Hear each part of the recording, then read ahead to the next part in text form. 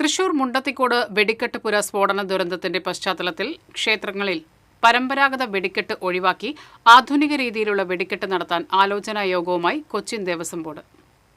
കൊച്ചിൻ ദേവസ്വം ബോർഡിന് കീഴിലെ ക്ഷേത്രങ്ങളിലെ ഉപദേശക സമിതി അംഗങ്ങളെ പങ്കെടുപ്പിച്ചാണ് പ്രത്യേക യോഗം ചേർന്നത്. ഒളിമ്പിക്സ് മാതൃകയിൽ ക്ഷേത്രങ്ങളിലെ വെടിക്കെട്ട് കാലാനുസൃതമായി മാറ്റാനാണ് ദേവസ്വം ബോർഡിന്റെ ആലോചന. കൊച്ചിൻ ദേവസ്വം ബോർഡിന് കീഴിൽ 409 ക്ഷേത്രങ്ങളുണ്ട്. സഹകരിക്കുന്ന ക്ഷേത്രങ്ങൾ വേറെയുമുണ്ട്. ശബ്ദത്തിന് പ്രാധാന്യം നൽകാതെ വർണ്ണത്തിന് പ്രാധാന്യം നൽകി ആധുനിക രീതിയിലുള്ള വെടിക്കെട്ട് എന്ന ആശയമാണ് ദേവസ്വം മുന്നോട്ട് വെച്ചത്. ഗൾഫിലിപ്പോ തൃശ്ശൂർ പൂരം നടത്തുന്നുണ്ട്. 6-7 പൂരങ്ങൾ അവർ കഴിഞ്ഞ വർഷങ്ങളിലൊക്കെ നടത്തിയിട്ടുണ്ട്. ഒളിമ്പിക്സിന്റെ വേദിയിൽ വളരെ ആകർഷകമായ വർണ്ണശബളമയോടുകൂടിയുള്ള വെടിക്കെട്ട് നടത്തുന്നുണ്ട്. ഇതിന്റെ ആധുനിക ടെക്നോളജി അറിയുന്ന വിഭാഗങ്ങളെ കൂടി അവരെ കൂടി പങ്കെടുപ്പിച്ചുകൊണ്ട് വിപുലമായ ഒരു യോഗം ചർച്ചയ്ക്ക് വേണ്ടിയിട്ട് നമ്മൾ ഒരുക്കും. ശബ്ദം കുറച്ച് വർണ്ണം കൂട്ടിക്കൊണ്ടുള്ള ഒരു വെടിക്കെട്ടിനാണ് നമ്മളിപ്പോൾ അതിന്റെ ടെക്നോളജി പൂർണ്ണമായിട്ട് ഇപ്പോൾ നമ്മൾ പഠിച്ചിട്ടില്ലല്ലോ.